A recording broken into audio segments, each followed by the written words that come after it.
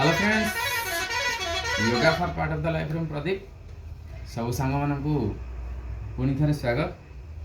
सांग मैंने आपण वीडियो को प्रथम शेष जाए निश्चय देखूँ। जदि भल लगुच तो आप फ्रेंड सर्कल शेयर करूँ, लाइक करूँ, सब्सक्राइब करूँ और मत एमती आगू बढ़िया को प्रेरणा दिंतु। प्रतिदिन आपण मैंने मॉर्निंग रु उठी नित्यकर्म सारी किसी व्यायाम करूँ, योगा करूँ, आसन करूँ, प्राणायाम करूँ, आउ हेल्थ बनातु, वेल्थ बनातु, फिट रुहतु। आपण लाइफ रे आपण मैंने खुशी रुहतु। ये मोर सब आपण विनीत अनुरोध, आपण मैंने निश्चय करूँ। से आज आम देखा मयूरी आसन। मयूरी आसन दुईटा मुद्रा, सेम मुद्रा दुई प्रकार। तो आम आज देखा मयूरी आसन।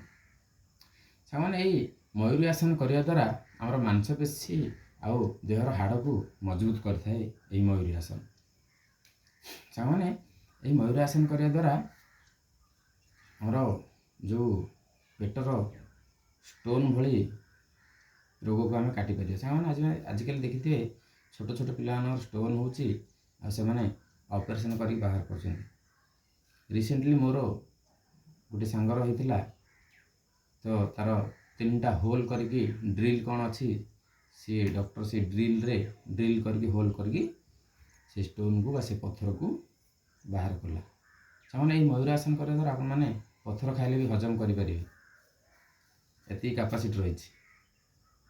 तो सी कौन पत्थर खाई तार स्टोन होगा ना। सामान आम जो खाद्य सब खाऊचे आउ पानी पीबार आमर कौन ठीक ठिकाना ना, जहाँफल आमको स्टोन भली रोग सब देखा दिए।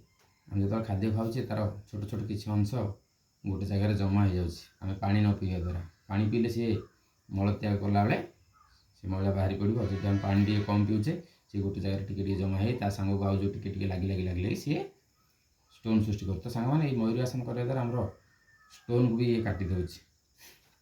तो ये मयूरी आसन करने द्वारा आमर यकृत एवं अग्नाशय को आम सतेज रखिपर। से अग्नाशय आम जो खाइला आम देहरे से खाद्य गोटे जगह जमा हो से अग्नि सृष्टि हो जो 40 मिनट 50 मिनट 1 घंटा, जहाँफल से खाद्य को आम हजम कर साहाय्य करुच्ची। सी अग्नाशय को आम भी सतेज कर। से मयूरासन करने द्वारा मधुमेह रोगी को बहुत फायदा होता है। कारण यही आसन करने द्वारा आमर जो क्लोम ग्रंथि रही, क्लोम ग्रंथि को ये प्रेसर पकई था, जहाँफल आमर मधुमेह टाइप रोग दूर हो जाए। से मयूरासन कर आमर जो दुई कहूणी हाथ रही सी पेट उपर जो टाइप प्रेसर दब तो आमर पेटर समस्या पूरा दूर हो। पेटर जी अंश रही जिते प्रकार सब शिरा प्रशिरा आमर पेटर रही से पेटर शिरा प्रशिरा को सतेज कर पेट को ठीक रखियो। से पेटर ही सब प्रकार रोगर सृष्टि। मुझे आगुरी कही वैज्ञानिक मैंने आमर पेट को भी गोटे ब्रेन बोली कहते। आमर मुंडरे गोटे ब्रेन रही आउ पेटर आ गोटे ब्रेन रही जहाँकि पेटरू बहुत प्रकार रोगर सृष्टि। से आम यही मयूरासन करने द्वारा आमर महाधमनी जो रही पेटरे ताकू प्रेसर पड़ी थाए आमर रक्त संचालन बा ब्लड फ्लो बढ़ी जाए थाए, जहाँफल पेटर सबू अंग सतेज हो जाए आ पेटर रोग को दूर जाए। सांग मैंने यही मयूरी आसन करने द्वारा आमर पाचन तंत्र को ठीक कर साहाय्य करे, जो हजम प्रक्रिया को ये भी करें। तो सांग मैंने चलन देखा मयूरी आसन।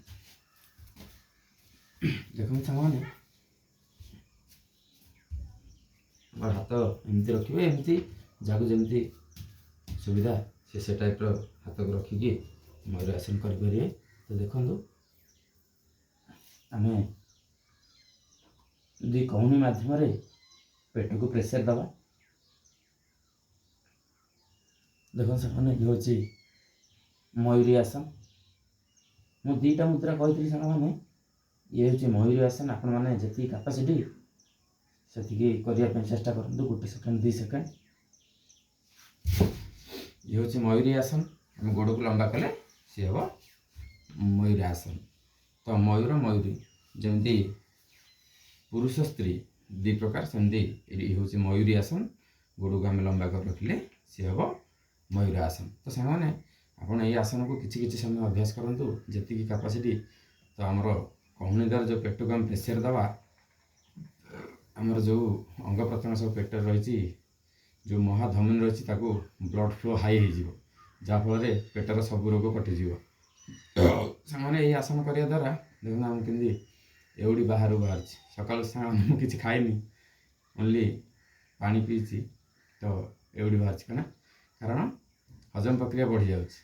तो आप करूँ निश्चय किसी फिलिंग करेंगे आ मत कमेंट माध्यम जनइबे।